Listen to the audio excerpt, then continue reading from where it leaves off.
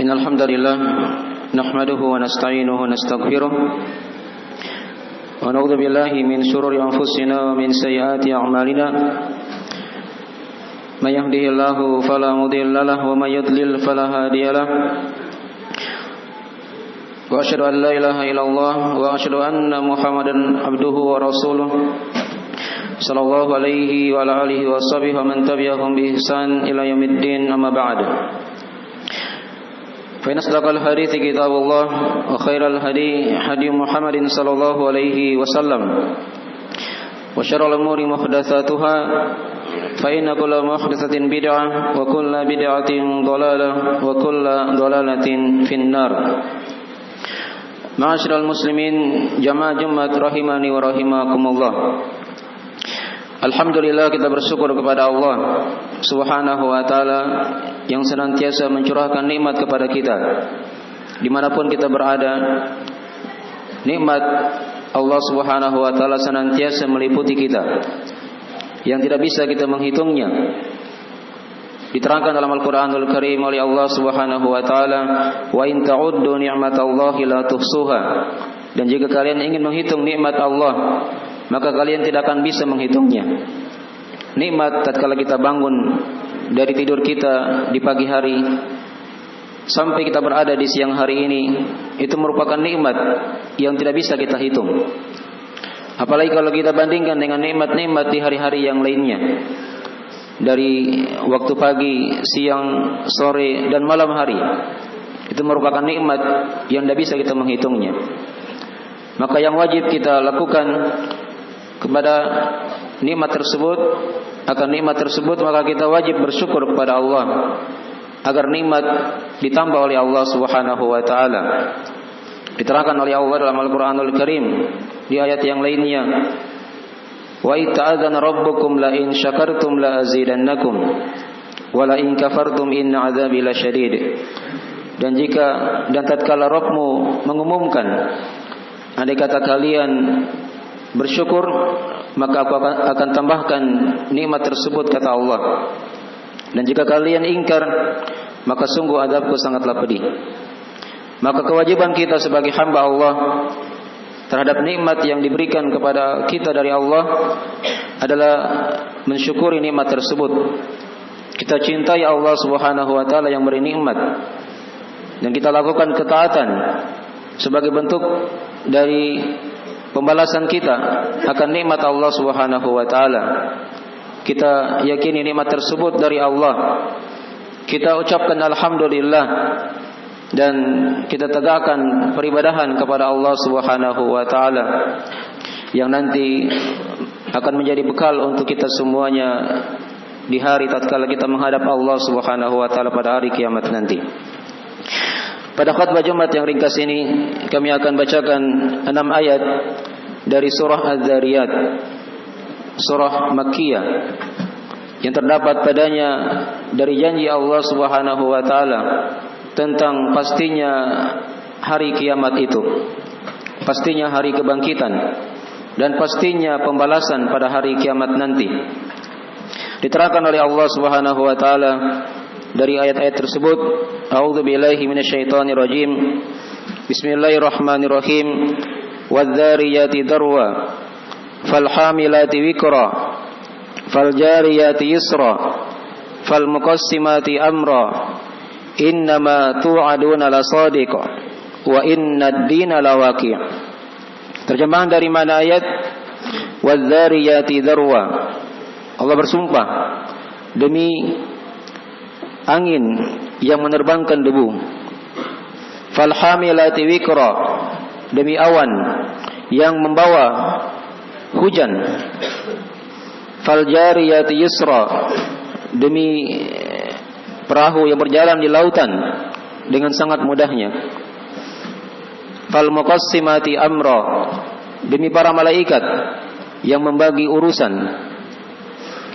Innama tu'aduna lasadiq, sesungguhnya apa yang dijanjikan kepada kalian merupakan hal yang sangat benar, pasti akan terjadi.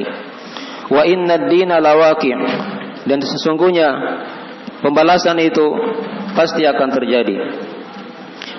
Dari 6 ayat yang kita bacakan ini, Allah Subhanahu wa taala mengawali akan pastinya hari berbangkit, akan pastinya pembalasan pada hari kiamat dengan 4 sumpah. Dengan 4 sumpah. Sumpah yang pertama, Allah bersumpah dengan angin yang membawa debu. Ya. Angin itu banyak manfaatnya. Diterangkan dalam Al-Qur'anul Karim dan hadis-hadis Nabi sallallahu alaihi wasallam. Ada yang membawa hal yang baik kepada manusia, tapi kadang di sebagian keadaan angin juga diperintah oleh Allah Subhanahu wa taala untuk menghancurkan orang-orang yang kafir kepada Allah Subhanahu wa taala. Maka ini dari sumpah yang pertama. Allah bersumpah dengan angin. Dan ini juga mirip dengan ayat-ayat yang lainnya, di mana Allah Subhanahu wa taala berfirman dalam Al-Qur'anul Karim, "Wadrib lahum mathalal hayatid dunya kama in anzalnahu minas samaa'i fakhtalata bihi nabatul ard fa asbaha hashiman tadruhu ar-riyah wa kana Allahu ala kulli syai'in muqtadira." Kata Allah Subhanahu wa taala, permisalkan kepada mereka wahai Muhammad kehidupan dunia itu. Wadrib lahum mathalal hayati dunya, perumpamaan kehidupan dunia, kama in anzalnahu minas sama, sebagaimana perumpamaan air yang kami turunkan dari langit. Fakhtalata bihi nabatul ard, kemudian tumbuhan-tumbuhan bumi itu bercampur dengannya. Fakhtalata bihi nabatul ardi fa asbaha hashiman tadruhur riyah. Setelah tanaman itu menghirup air tersebut, bercampur dengan air tersebut, dan dia tumbuh, maka seketika itu pun tidak lama lagi dia akan menjadi kering. Tadruhur riyah, angin akan menghempaskannya. Inilah permisalan kehidupan dunia ini. Sangat cepat sekali berlalunya. Diibaratkan oleh Allah Subhanahu wa taala bagaikan air hujan yang turun dari langit, kemudian dihirup oleh tumbuh-tumbuhan, tumbuh-tumbuhannya menjadi tumbuh dan besar. Seketika itu pun setelah dia besar, dia menghijau, menguning dan akan kering, dihempaskan oleh angin. Itulah permisalan kehidupan dunia yang diterangkan oleh Allah Subhanahu wa taala. Kemudian sumpah yang kedua kata Allah dalam Al-Quran yang kita telah bacakan tadi itu, falhamilati wiqra, demi awan yang membawa hujan. Ya. Dimaklumi dari hujan itu turun dari awan. Diterangkan dalam ayat-ayat yang lainnya kata Allah Subhanahu wa taala, huwallazi arsalar riyaha busyra baina yaday rahmatih hatta idza aqallat sahaban thiqalan suqnahu li baladin mayyit. Sampai kata Allah Subhanahu wa taala, dialah Allah yang telah mengutus angin itu. Huwallazi arsalar riyaha busyra, sebagai kabar gembira untuk manusia. Baina yaday rahmati, membawa rahmat dari sisi Allah Subhanahu wa taala. Hatta idza aqallat sahaban thiqala suqnahu li baladin mayyit.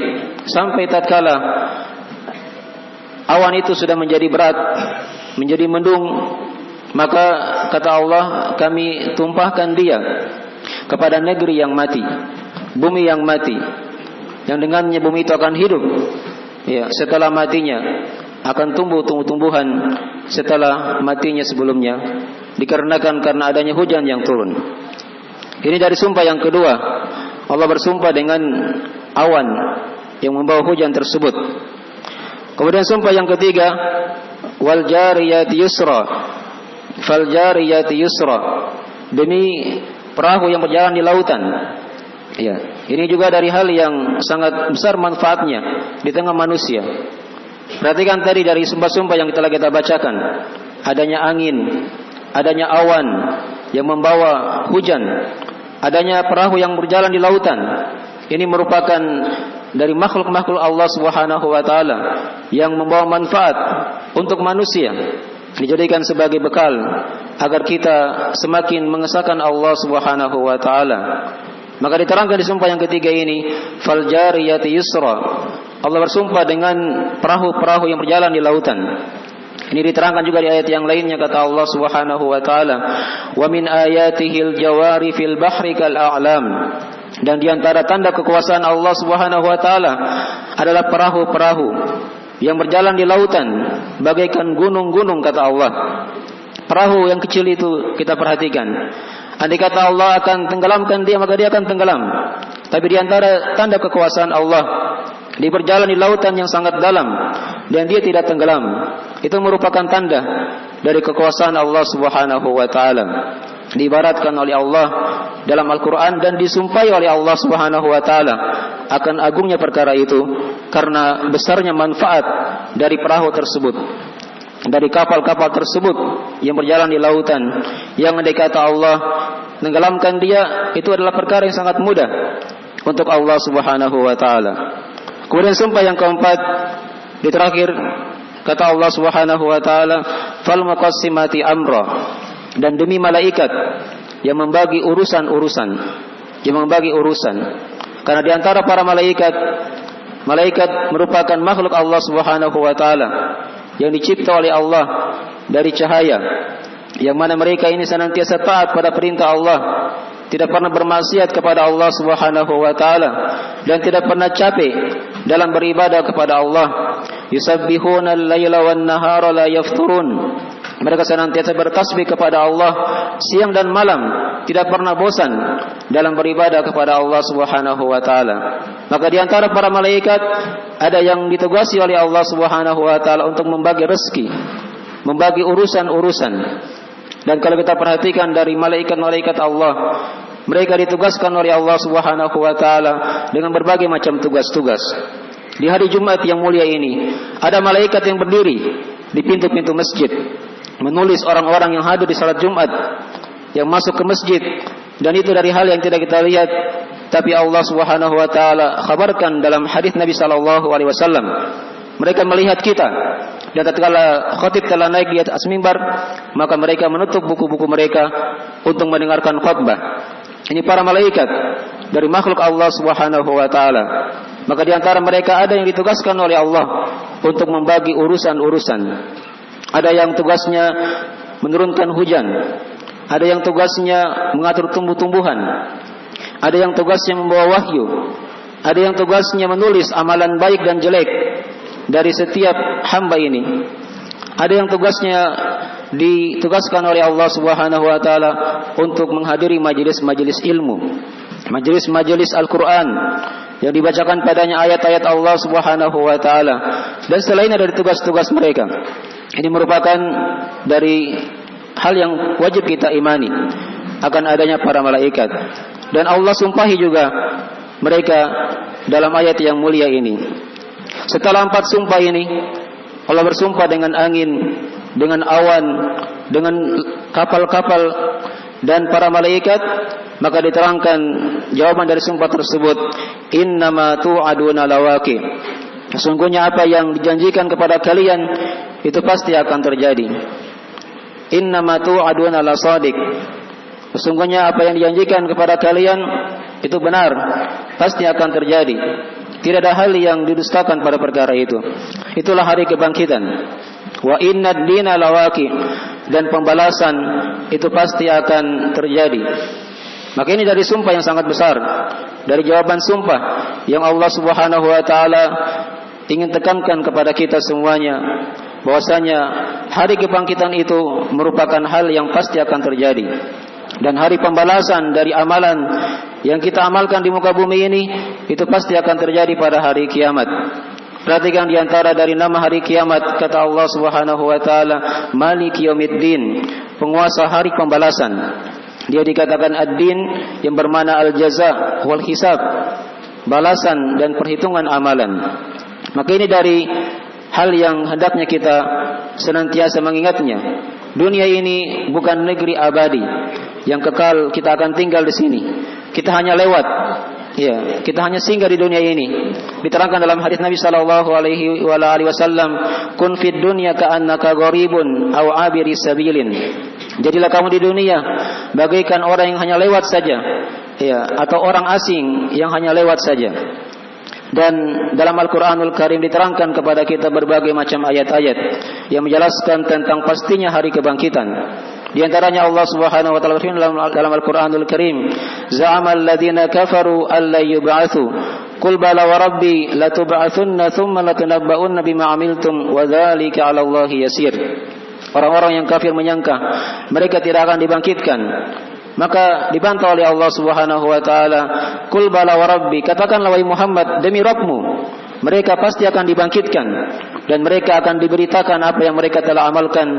Wa dzalika 'ala Allah yasir, itu merupakan perkara yang sangat mudah untuk Allah Subhanahu wa taala. Kemudian di antara metode Al-Qur'anul Karim dalam menjelaskan hari kebangkitan, hari pembalasan, kadang Allah Subhanahu wa taala memperlihatkan kepada kita bumi yang mati. Kemudian diturunkan padanya hujan sehingga tumbuh darinya tanaman-tanaman yang belum ada sebelumnya.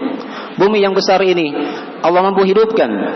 Maka manusia yang sangat kecil ini yang merupakan penghuni bumi, itu merupakan hal yang lebih mudah lagi untuk Allah Subhanahu wa taala untuk menghidupkannya setelah dia meninggal.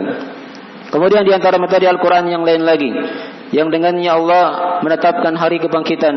Kadang Allah Subhanahu wa taala memperlihatkan kepada kita bagaimana besarnya penciptaan langit dan bumi. Ya. Besarnya penciptaan langit dan bumi ini itu lebih besar daripada penciptaan manusia. La khalqus samawati wal ardi akbaru min khalqin nas. Sungguh kata Allah, penciptaan langit dan bumi itu lebih besar daripada penciptaan manusia. Dan juga diterangkan di ayat yang lainnya kata Allah Subhanahu wa taala, "A antum ashaddu khalqan amis samaa'u banaha?"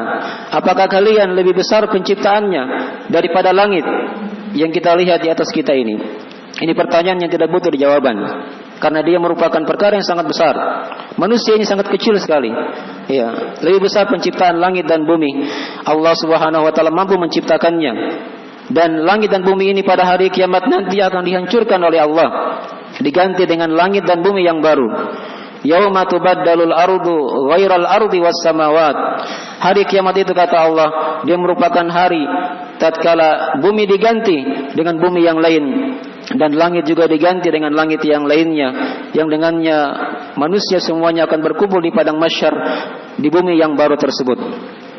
Maka ini dari cara-cara Al-Quranul Karim, metode-metode Al-Quran dalam menetapkan hari kebangkitan, yang hendaknya seorang hamba dia senantiasa yakin akan perkara itu dan dia persiapkan bekal-bekalnya dalam menghadapi hari kebangkitan yang tidak akan ada yang bisa mengetahuinya kapan kita meninggal.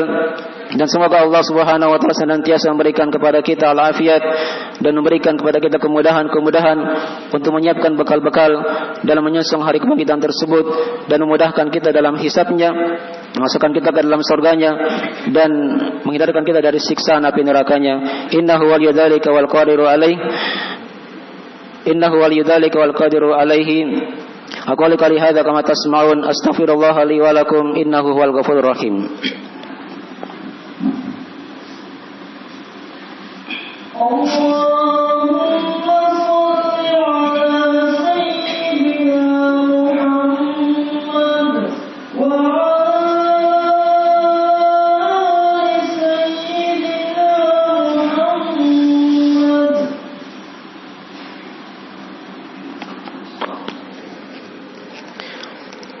Alhamdulillah nahmaduhu wa nasta'inuhu wa nastaghfiruhu wa natubu ilaih. Asyhadu an la ilaha illallah wa la syarikalah wa asyhadu anna Muhammadan abduhu wa rasuluh sallallahu alaihi wa alihi washabihi wa man tabi'ahum bi ihsan ila yaumiddin, amma ba'd. Pada khutbah yang kedua ini kami akan simpulkan dari isi khutbah yang pertama yang telah kita sampaikan tadi. Di antara pelajaran yang kita ambil dari khutbah yang pertama tadi, diterangkan kepada kita sumpah-sumpah Allah dalam Al-Qur'anul Karim. Allah bersumpah dengan makhluknya yang mulia, itu menunjukkan akan keagungan dari makhluk-makhluk tersebut.